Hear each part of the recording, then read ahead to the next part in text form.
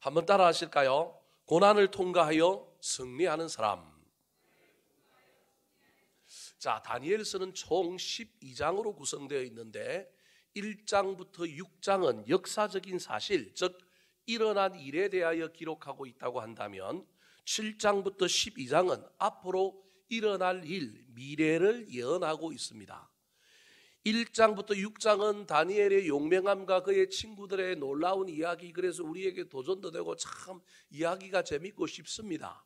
7장부터는요, 이게 미래에 일어날 이야기인데 그냥 단순히 직설적으로 미래에 일어날 일을 이야기하고 있는 것이 아니라 이게 좀 비비 꼬아놨단 말이에요. 상징이 있고 환상이 들어있고 막 이러다 보니까 어렵습니다.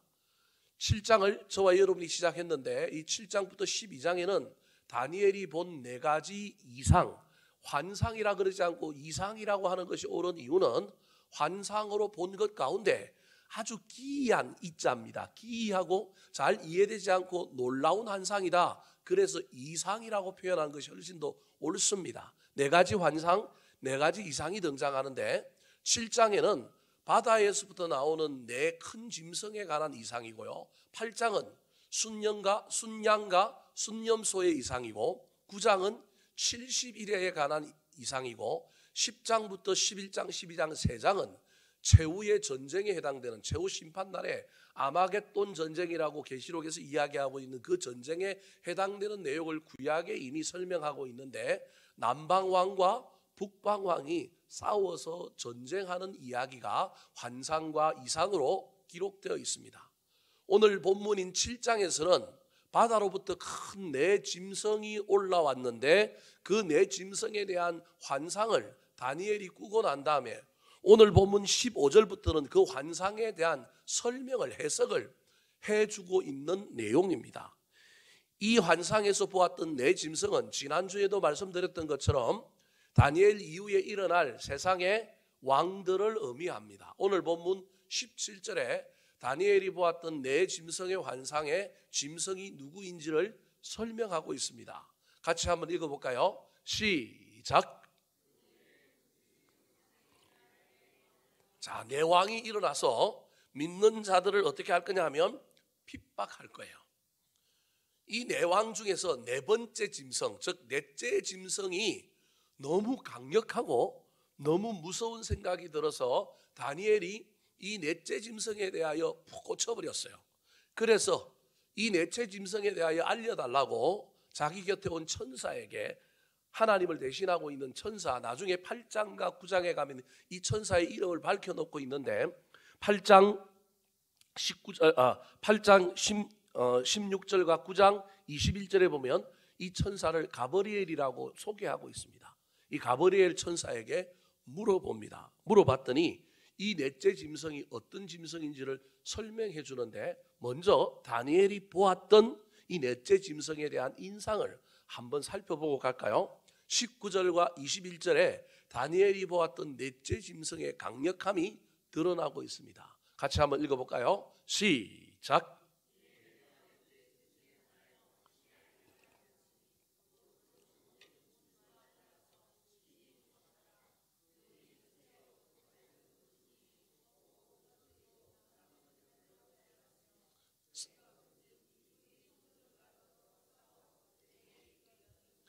이게 사고를 칠 것 같은데, 4째 짐승은 너무 강력한데 뭔가 문제가 생길 것 같은데, 그 문제가 생길 것 같던 이 4째 짐승이 강력한데 나중에 알고 보니까 그의 예상대로 이 4째 짐승이 내가 본 적 성도들과 더불어 싸워서 그들을 뭐 했다고요? 이겼다, 이렇게 표현하고 있는 거예요. 그러면 저기 이겼다라고 하는 표현은 이 땅에서 성도들이 완전히 사라졌다 그런 말이 아니라 잠시 잠깐 뭐 하겠느냐 하면 이기게 했다 그런 말입니다. 1번부터 8번까지를 다 불을 켜주면 그 중에 하나가 들어올 거니까 그렇게 켜주면 됩니다.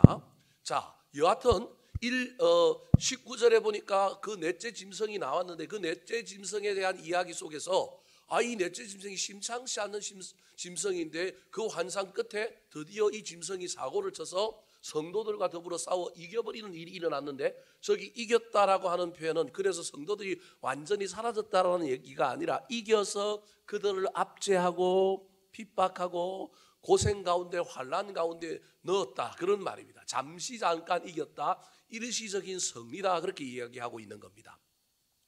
오늘 본문에서 이야기하고 있는 주된 내용이 바로 이 넷째 짐승이 믿는 자들과 싸워 이기고 믿는 자들을 힘들게 할 때, 즉 고난과 환난이 왔을 때 우리는 어떻게 해야 되느냐, 이 얘기를 사실은 이 환상을 통하여 전달하고 싶은 것입니다.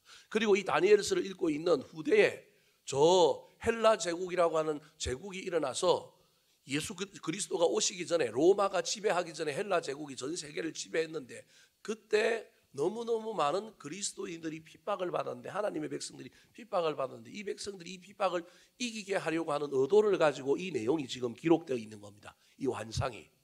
그들이 넷째 짐승이 이기더라도 하나님은 그 이김을 잠시 잠깐 허용하실 뿐이고, 그 이김 속에서 자기 백성들을 구하고 건져내실 것이니 너희들이 지금 당하고 있는 고난과 환난 속에서도 견뎌라, 이겨라 라고 하는 메시지를 주고 싶은 겁니다. 그래서 이 환상 속에서도 하나님은 이 이스라엘 백성들, 특별히 하나님의 백성들이 고난당할 때 가만 계시지 않는다고 말씀하고 있습니다. 자, 18절과 22절 천사의 해석 가운데 나오는 이야기입니다. 자, 18절과 22절 시작. 지극히 높으신 이의 성도들이 나라를 얻으리니 그 누림이 영원하고 영원하고 영원하리라. 옛적부터 항상 계신 이가 와서 지극히 높으신 이의 성도들을 위하여 원한을 풀어주셨고 때가 이름에 성도들이 나라를 얻었더라. 자, 18절과 22절 앞에 뭐가 나왔는지를 여러분이 잘 기억해야 됩니다. 18절 앞에는 뭐가 나오느냐면 내 큰 짐승은 세상에 일어날 뭐더라? 왕이더라. 그 왕이 일어난다고 겁내지 마라. 지극히 높으신 이의 성도들이 뭘 얻을 것이다? 나라를 얻을 것이다. 그런데 그 나라는 어떤 나라다? 영원하고 영원하고 영원할 것이다. 눈에 보이는 것, 지금 현재 일어나는 일 때문에 겁먹지 마라. 내 짐승이 바다에서 나왔다고, 내 왕이 일어났다고, 넷째 왕이 강력하다고 겁내지 마라. 지극히 높으신 이의 성도들이 반드시 그 고난을 통과하고 견디고 이겨서 나라를 얻을 것이라는 거예요. 22절도 21절 앞에 내가 본 적 그 넷째 짐승 중에 뿔이 10개가 있었는데 그 뿔 10개 말고 뿔 하나가, 작은 뿔이 하나 나왔는데 앞에 3개 뿔을 막 무너뜨리고 난 다음에 이 뿔이 또 많은 어려운 일들을 한다는 얘기가 21절이에요. 근데 21절이 끝나자마자 또 뭐라고 얘기하느냐 하면 옛적부터 항상 계신 이가 와서 이 예수 그리스도를 얘기하는 거예요. 신약에 오실 예수님을 미리 얘기하고 있는 거예요. 옛적부터 항상 계신 이는 하나님이란 말이에요. 그 하나님의 아들 예수 그리스도가 와서 지극히 높으신 이의 성도들을 위하여 뭘 풀어줘요? 원한을 풀어주는 거예요. 십자가에 못 박혀 돌아가심으로 우리 죄를 구원해 주시고 원한을 풀어주셔서 때가 이르매 성도들이 뭘 얻을 거라고요? 나라를 얻을 거다. 눈에 보이는 육신의 물리적인 나라가 아니라 영생의 나라, 구원의 나라, 하나님 나라를 얻게 된다는 거예요. 그래서 하나님이 이스라엘 백성들을 가만 내버려 두지 않고 구원한다는 이야기가 3번 반복됩니다. 18절, 22절, 또 어디에 나올까요? 27절 같이 한번 읽어볼까요? 시작. 나라와 권세와 온 천하 나라들의 위세가 지극히 높으신 이의 거룩한 백성에게 붙임바 되리니 그의 날은 영원한 나라이라. 모든 권세 있는 자들이 다 그를 섬기며 복종하리라. 아무리 내 왕이 일어나고 까불거리고 10뿔이 일어나고 그 10뿔 중에 또 작은 뿔이 일어나서 앞에 3뿔을 쓰러뜨리고 지가 나머지 7뿔 데리고 왕노릇 하더라도 지극히 높으신 이의 거룩한 백성에게 그들이 나중에는 다 붙임바 될 것이다. 그래서 그 하나님의 나라는 영원한 나라가 될 거고 세상에 있는 모든 권세 있는 자들은 다 그분 앞에 섬기며 뭐 할 거다?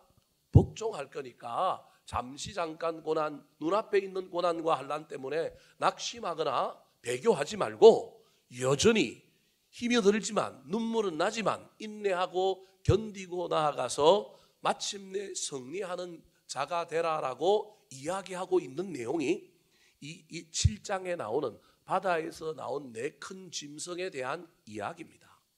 사랑하는 성도 여러분, 하나님은 저와 여러분이 고난당하고 고통당하는 것을 가만 보고 내버려 두지는 않습니다. 저와 여러분 성질이 좀 급해가지고 고난을 안 당하고 싶어서 문제입니다. 고난이 오니까 안 오게 해달라고, 왔는데 빨리 가게 해달라고 저와 여러분은 그렇게 하나님께 기도하고 우리 하나님을 기대합니다. 하나님이 그렇게 해주시는 경우도 들어 있습니다. 그러나 우리 인생 가운데 고난이 오고 환난이 와도 저와 여러분이 그 고난과 환난을 통하여 정결하게 되고 강하게 되고 더 성숙하게 될 것이 있기 때문에 때로는 하나님이 그 고난과 그 환난을 우리 가운데 허락하신다는 사실을 기억하시기 바랍니다. 피하는 것만이 능수가 아니라, 안 오는 것만이 능사가 아니라 올 수도 있습니다. 안 오면 좋겠지만 인간인지라 안 오게 해달라고 우리는 기도하는 거, 그렇게 신앙생활 합니다. 저도 그렇습니다. 그런데 만약에 그 고난이 오고 그 환난이 왔다고 한다면, 이제는 이미 당한 고난이라고 한다면 견디고 이기고 통과해야 하지 않겠습니까? 그래서 하나님 나라가 영원하고 하나님 우리를 버리지 않는다는 그 믿음 가지고 이 고난을 통과하여 승리하는 자들이 되기를 예수님의 이름으로 축복합니다. 자, 그렇다면 이 고난을 통과하여 승리하는 사람이 되기 위해서는, 승리하는 자가 되기 위해서는 어떻게 해야 될까요? 누가 고난을 통과하여 이기고 승리하는 자일까요? 첫 번째입니다. 따라하시겠습니다. 번민하지 말고 나아가 물어보는 사람. 번민하지 말고 나아가 물어보는 사람. 고난이 오지 않기를 바랬는데, 와도 금방 사라지고 없어지기를 원했는데 그 고난이 계속 상주하고 있고 그 고난이 계속 나한테 와 있다고 한다면 저와 여러분은 이때 어떻게 해야 될까요? 15절, 16절 말씀 같이 한번 읽어보겠습니다. 시작. 나 다니엘이 중심에 근심하며 내 머릿속에 환상이 나를 번민하게 한지라. 내가 그 곁에 모셔 선 자들 중 하나에게 나아가서 이 모든 일의 진상을 물으매 그가 내게 말하여 그 일의 해석을 알려주며 이르되. 자, 다니엘이 환상 가운데 이상을 보았습니다. 그 이상은 하나님이 주신 것이니까 반드시 이루어질 겁니다. 왜냐하면 다니엘이 그동안 꿨던 꿈과 이상과 환상은 다 이루어졌거든요. 그러니까 다니엘이 봤던 이 바다에서 올라오는 큰 네 짐승, 특별히 네 번째 짐승의 그 아주 강력함, 분명히 낌새가 이상하단 말이에요. 이게 고난이란 말이에요. 이 고난 때문에 중심에 뭐가 찾아왔다고요? 근심이 찾아왔습니다. 환상이 나를 뭐 하겠다고요? 번민하게 했습니다. 사랑하는 성도 여러분, 인간은 어려운 일을 당하면 마음이 막 왔다 갔다 하고요, 덜썩덜썩 하고요, 이랬다 저랬다 하고요, 근심과 걱정, 미래에 대한 염려가 없을 수는 없습니다. 그런 사람이 있다면 대단한 사람입니다. 제가 보긴 고난이 왔는데도 처음부터 그런 사람은 빨리 천국 가셔야 됩니다. 하나님과 예수님과 같이 살 수 있는 자격이 벌써 있는 사람입니다. 이 땅에 있는 사람들은 그게 쉽지 않습니다. 했다가도 쓰러지기도 하고 없다가도 생겨야 되는 것이 이 마음입니다. 저와 여러분은 이런 마음들이 생길 때마다 빨리 없애야 될 뿐만 아니라 때로는 없앴는데도 또 찾아오면 저와 여러분이 이 근심과 번민 속에서 이 어려운 문제를 해결하기 위하여 반드시 하나님께 나아가서 물어야 합니다. 뭡니까? 왜 이럽니까? 왜 이래야 됩니까? 왜 나한테 이러십니까? 저와 여러분은 하나님께 나아가서 원망도 하고 불평도 해야 합니다. 16절에 보니까 내가 그 곁에 모셔선 자들 중 하나에게, 이게 아까 제가 소개했던 가브리엘이라고 하는 천사입니다. 가브리엘이라고 하는 천사는 좋은 소식을 전하는 사람입니까? 나쁜 소식을 전하는 사람입니까? 하나님의 천사들 중에 천사장이라고 하는 사람들이 몇 사람 있는데 그 중에 한 사람이 가브리엘인데, 미가엘이라고 하는 천사장은 전쟁하는 군인들의 장군이라고 한다면 복음, 아름다운 소식을 전하는 천사들의 대장이 누구냐 하면 가브리엘이란 말이에요. 근데 가브리엘이 전해준 것이 환상인데 그 환상의 내용은 별로 좋지 않은 것 같지만 결국은 가브리엘이 전했다라고 한다면 그건 좋은 거예요, 나쁜 거예요? 좋은 거죠. 예수님의 육신의 어머니 마리아가 처녀인데도, 남자를 알지 못하는데도 아기를 가졌다고 가브리엘 천사가 와고 전해줬어요. 마리아에게 그 좋은 소식이에요, 나쁜 소식이에요?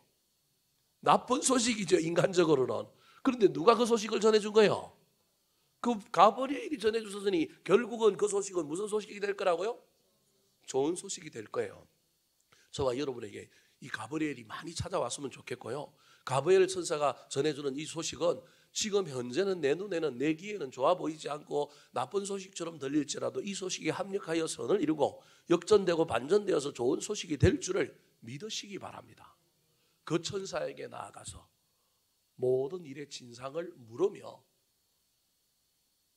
이 다니엘이 그 해석을 들었다. 그래서 기도 중에 고난의 이유가 발견되고 기도 중에 하나님의 음성이 들려져서 모든 것이 이해가 된다면 어떤 고난도 이길 수 있습니다.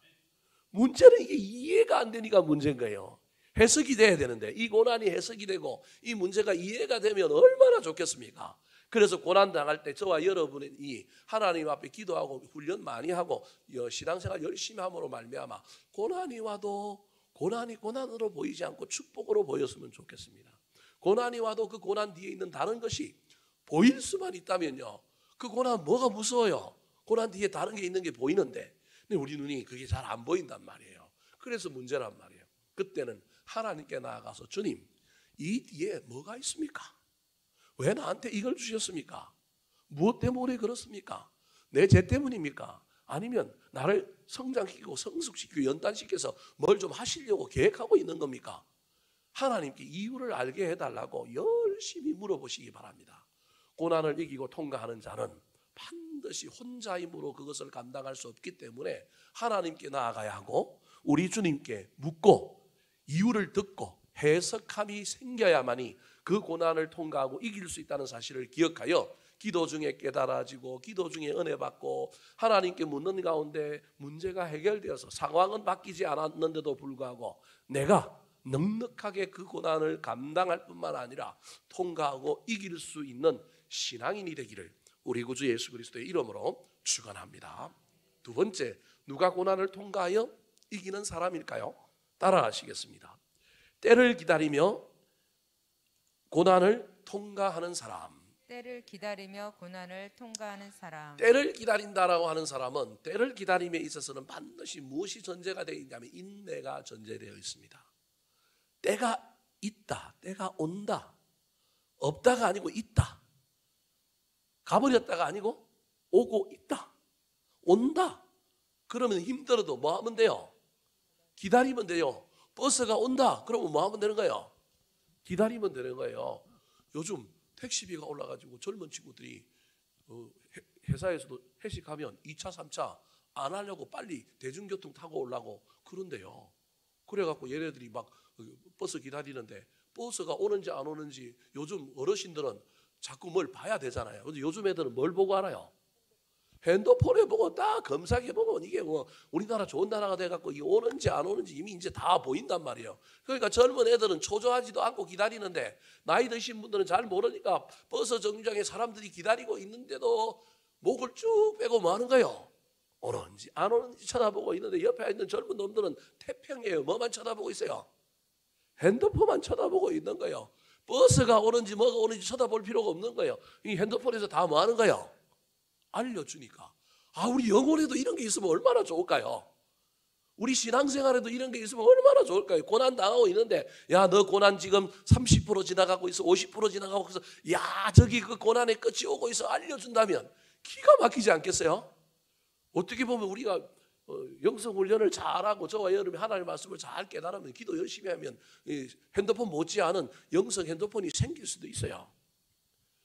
기다릴 수 있는 인내. 그런데 꼭 뭔가 숫자적으로 알려주고 핸드폰의 앱에 그게 설치가 되어서 그걸 보여줘야만이 아는 게 아니라 믿음으로 때가 온다, 때가 있다라고 하는 것을 믿음으로 믿으면 뭐 할 수 있을까요? 기다릴 수 있는 거예요. 사랑하는 성도 여러분, 기다리는 자가 만나고요, 기다리는 자가 나중에 이깁니다.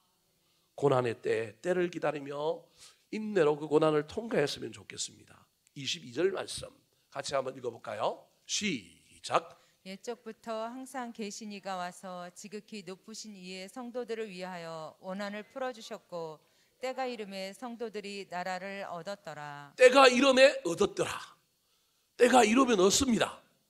그런데 때가 이럴 때까지 그 자리를 지키고 여전히 그 길을 고수하고 여전히 저와 여러분이 뒤로 도망가거나 숨지 않고 나아가면 됩니다. 아니면 그 자리라도 서 있어야 합니다. 그러면 때가 이름에 얻었더라라고 하는 이 놀라운 이야기가 저와 여러분의 삶에 이루어지게 될 것입니다. 때가 이름에 얻었더라라고 하는 저 중간 사이에 때가 이르는 동안에 뭐가 있었느냐 하면 고난이 있었습니다. 그냥 때만 이런 게 아니고 나는 아무 일도 안 하고 그냥 가만히 기다리기만 한 것이 아니라 기다리는 동안에 고난을 참는 인내가 있어야 합니다. 어떤 고난이 있었을까요? 25절 말씀 시작. 그가 장차 지극히 높으신 이를 말로 대적하며 또 지극히 높으신 이의 성도를 괴롭게 할 것이며 그가 또 때와 법을 고치고자 할 것이며 성도들은 그의 손에 붙임바 되어 한 때와 두 때와 반 때를 지내리라. 자, 때가 이르기까지 넷째 짐승이 세 가지 일을 합니다. 말로 대적합니다. 하나님뿐만 아니라 백성들도 대적하고요. 지극히 높으신 이의 성도를 뭐예요? 괴롭힙니다. 환경, 문화, 제도, 법 이런 걸 바꿔가지고요 전부 힘들게 합니다. 지금 뭐 동성애법, 인권법 뭐 이런 것들이 이제 만들어지게 되면서 이제 점점 힘들 겁니다. 요즘 우리 전도팀이 전도하는데 아직은 피박자를 안 만나서 얼마나 감사한지 몰라요. 근데 우리 전도팀 기억해야 됩니다. 전도하다가 분명히 누군가가 또 구청에다가 또 나 싫은데 누가 나한테 이거 나눠준다고 또 분명히 전화할 겁니다. 그러면 이제 또 구청에서는 또 나올 겁니다. 어쩔 수 없습니다. 이 시대가 이런 시대가 되어버렸어요. 자기의 자유를, 자기의 인권을 침해했다 이거예요. 우리 왜 안 받으려고 하는데 나눠주고 왜 내가 가는 길을 막고 전도하느냐. 시대가 이제 이런 시대가 되어버려서 우리 교회도 한 주는 전도지 나눠주고 한 주는 커피숍 오픈해갖고 사람들 오게 하고 한 주는 쓰레기 줍고 뭐 이런 방식으로 또 조를 나누어서 그렇게 전도하기로 하고 요즘 우리 전도팀들이 많이 모여서 열심히 해주셔서 얼마나 감사한지 몰라요. 하나님께서 복을 주셔서 전도의 문이 열렸으면 좋겠고요. 때로는 안 열리더라도 우리가 그 전도하는 가운데 신이 나고 흥이 나고 우리끼리 재밌으면 여러분 그것만 해도 얼마나 좋은 일이에요. 그래서 전도는 결코 손해보이는 일이 아니고 낭비가 아닙니다. 하면 할수록 좋은 일입니다. 여하튼 넷째 짐승이 악한 마귀가 말로도 대적하고 괴롭히기도 하고 때와 법을 고쳐가지고 막 우리를 불편하게 할 겁니다. 그때 기간이 얼마냐 하면 저기 보니까 그의 성도들은 그의 손에 붙임바 되어 한 때와 두 때와 반 때를 지내리라. 그러면 총 얼마예요? 한 때 플러스 두 때 플러스 반이니까 몇 때 반이에요? 세 때 반이에요. 요걸 이제 어떻게 해석하느냐 하면 3년 반 이렇게 해석합니다. 3년 반을 해석하면서 이 3년 반을 어떻게 해석하느냐 하면 앞에 나왔던 네 짐승이 지난주에 살펴봤던 것처럼 첫 번째가 바벨론, 두 번째가 메대와 바사, 세 번째가 히랍, 네 번째가 헬라, 세 번째가 헬라, 히랍이라고 하고 네 번째가 로마 이렇게 제가 여러분에게 해석을 했습니다. 이런 해석도 있는가 하면 또 이렇게 해석하기도 합니다. 첫 번째가 바벨론, 두 번째가 메대, 세 번째가 바사, 네 번째가 헬라. 구약이니까 신약에 나오는 신구약을 거슬러서 걸쳐서 나오는 로마지만 로마는 신약에 나오는 나라니까 빼면 이 네 개 나라다라고 주장하는 성경학자들도 있습니다. 여튼 네 개 나라든 세 개 나라든 전부 이 세 때 반, 즉 3년 반이라고 하는 시기가 나옵니다. 어떻게 나오느냐 하면 앞에 로마를 제외하고 나면 네 번째 짐승이 헬라에 해당됩니다. 헬라의 유명한 왕이 그 유명한 알렉산더라고 하는 왕인데 이 왕이 죽고 난 다음에 28살에 요절하고 난 다음에 그 다음에 그 밑에 있는 히아의 장군 3명에게 땅을 나누어 줍니다. 그래서 이쪽 중건동 지역은 누가 장악을 하느냐 하면 이집트 쪽하고 중동 지역은 포톨레미 왕조라고 하는 왕조가 생기면서 그때 그 장군 중에 한 명이 그걸 차지합니다. 그런데 나중에 저 그리스 쪽하고 저 터키 북부 쪽을 장악하던 왕조가 밀고 내려옵니다. 똑같은 헬라 제국이 있는데 세 개로 나눠지고 난 다음에 중건동 지역에 있는 이 제국이 흘러가지고 애굽을 고립시켜서 애굽만 그 왕조가 되게 만들고 이스라엘 지역을 밀고 내려옵니다. 이때 밀고 내려왔던 왕이 누구냐면 에피파네스라고 하는 왕입니다. 이 왕이 이 이스라엘 땅을 점령하고 난 다음에 그리스 헬라의 제우스 신 뭐 이런 그리스 로마 신화에 나오는 신들을 섬기는 신상들을 전부 어디에 갖다 놓느냐 하면 예루살렘 성전에 갖다 놓는 거예요. 그때는 예루살렘 성전이 아니라 이제 제2성전이라고 할 수 있는 스룹바벨 성전이 지어져 있었는데, 바벨론에서 포로로 잡혀갔다가 돌아온 사람들이 지은 성전인데, 거기다가 제우스 신상 이런 신상들을 갖다 놓을 뿐만 아니라 떡하니 성전 안에 있는 제단 위에다가 뭘 갖다 놓느냐 하면 돼지를 잡아가지고 돼지 피를 성전 사방에 뿌리고 제단 위에다가 돼지를 다 갖다 놓습니다. 이게 이스라엘 백성들 중에 제일 싫어하는 짐승이 돼지거든요. 그라사라고 하는 곳에서 귀신 든 남자가 있었는데 그 귀신 안에 무슨 귀신이 들어있어요? 군대 귀신이 들어있는 거예요. 왜 군대 귀신이 들어있냐면 그 지역에 로마 군인이 진주해 있었고, 로마 군인들에게 납품업자가 돼지를 쳤던 거예요. 제가 보기엔 그 납품업자랑 관련이 되는 사람이 돼지를 치다가 제가 보기엔 그냥 그 귀신이 든 거예요. 이 귀신, 군대 귀신이 들었는데 나가라 그랬더니 이 군대 귀신이 나갔는데 어디로 들어가요? 옆에 있는 어디로 들어가요? 돼지떼에게 들어간다면, 이스라엘 사람들에게는 이건 말도 안 되는 이야기가 어떻게 거기 돼지가 있어요? 그 말은 로마 군인들이 진주에 있고 로마 군인들의 보호하에 돼지를 쳐서 납품하는 거예요. 이스라엘에 가면 돼지고기가 없어요. 양고기 뭐 이런 것만 있죠. 이스라엘에서 삼겹살 사 먹으려면 대다 비싸요. 이스라엘에 가서 삼겹살 찾기는 쉽지 않고요. 삼겹살을 도축하거나 그러면요 엄청나게 유대인들이 싫어하고 유통되는 것들을 아주 꺼려하고 자기들 지역에 오지 못하게 해요. 왜냐하면 그 율법에 금한 음식이기 때문에 그러는 거예요. 그러니까 그 피를 흘리고 그 제단에 돼지를 갖다 놓고 그러니까 얼마나 사람들이 분개했겠어요. 그래서 들고 일어나서 반역을 일으켰는데 그 반역이 전부 진압을 당하고, 그때부터 이 에피파네스 왕조에서 이 이스라엘 백성들을 엄청난 학대를 하는데 그 기간이 몇 년이냐면 3년 반. 이게 3년 반인가요? 자, 그러면 다시 또 해석하면, 아까는 네 번째 짐승이 헬라라 그랬는데 나중에 로마로 가면 로마도 왕이 10명인데 로마의 왕들 중에서 여러분 그 유명한 핍박자, 박해자의 대표되는 사람이 누구예요? 네로라고 하는 황제가 있는데, 네로 다음에 나오는 황제가 누구냐면 도미티안이라고 하는 황제예요. 이 두 사람이 다스리던 기간이 딱 언제냐 하면 3년 반이에요. 물론 로마는 또 악한 황제 하나가 더 있긴 한데, 여하튼 이 두 명의 황제가 기독교인들을 가장 악랄하게 막 핍박하고 힘들게 죽였는데, 이 두 황제가 다스리던 기간이 뭐가 되는 거예요? 3년 반이 되는 거예요. 뭐 그렇다 붙인 것 아닙니까? 이렇게 말할 수 있는데 저게 꼭 그 사건이다 그렇게 말하는 게 아니고요. 저 이야기가 왜 저 한때와 두때와 반때라고 하는 말이 왜 중요하냐면, 저 이야기가 어디로 그대로 옮겨가느냐 하면 최후 심판날 요한계시록에도 가면 저 이야기가 그대로 나오는데, 7년 대환란 속에 소위 말하는 3년 반은 7년 대환란 속에 엄청난 뭘 당하는 거예요. 7년 대환란이긴 한데 7년 대환란 중에 전환란 7년 중에 3년 반은 엄청난 환란을 겪는 거예요. 그게 이제 계시록에 나오는 이야기인 거예요. 그래서 저 이야기가 구약에도 나오고 다니엘서의 이야기가 계시록 이야기하고 유사한 이야기다라고 하는 이유가 여기에 있는 거예요. 중요한 건 저걸 3년 반으로 해석하고 저 3년 반의 시기가 구체적으로 역사에 어떤 거냐, 이건 상징적이기 때문에 맞다 안 맞다 얘기할 수 없어요. 중요한 건 3년 반이라고 하는 저 세대 반이라고 하는 시간이 그렇게 짧은 시간도 아니고 그렇게 긴 시간도 아닌 시간에 이스라엘 백성들이, 하나님의 백성들이 그들 손에 붙임받아서 뭘 당한다라는 거예요? 고난을 당한다. 이해되셨습니까?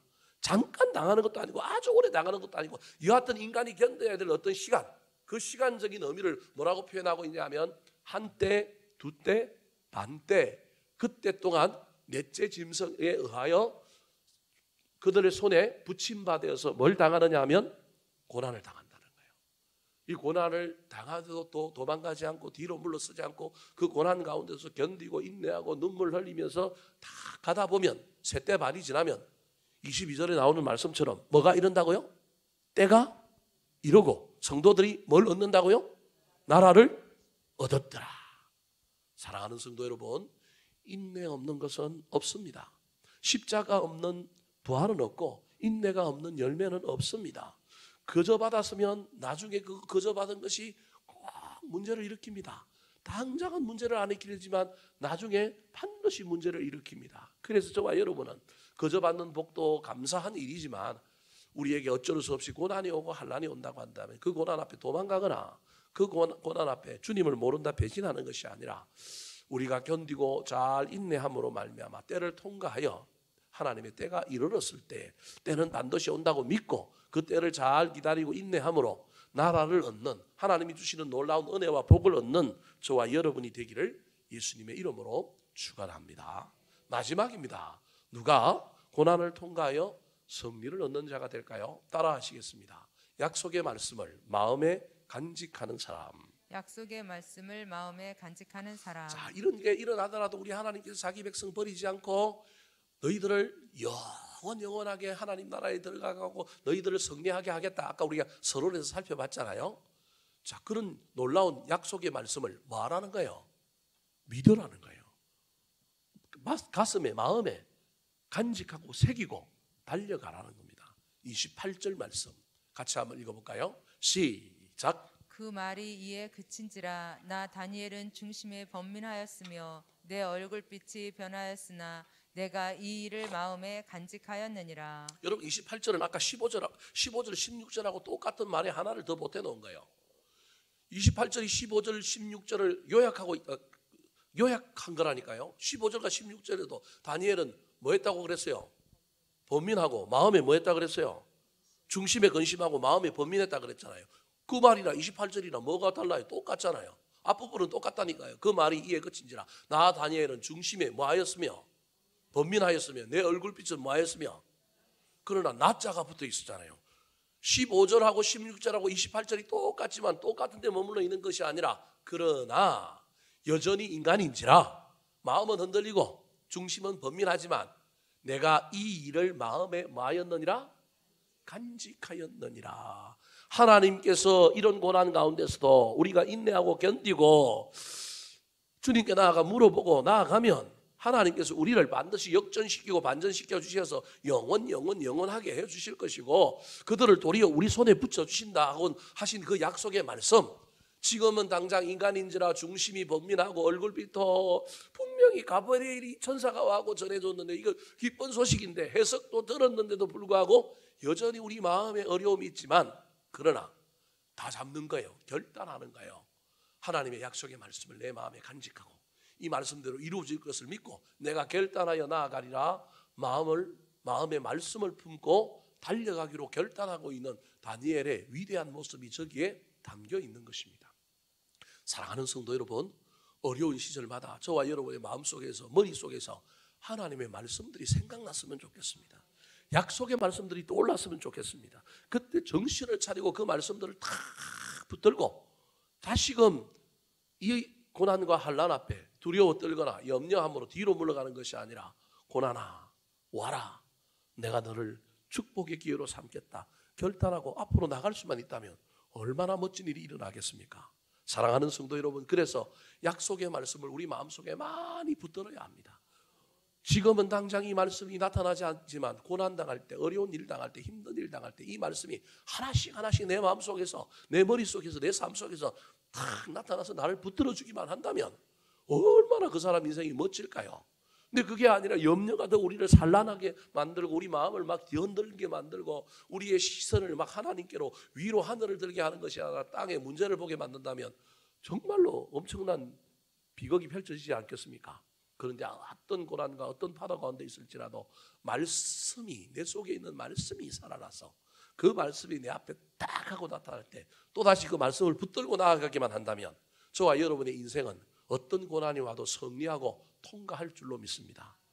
그 놀라운 승리를 맛보는 저와 여러분 되기를 우리 구주 예수 그리스도의 이름으로 축원합니다.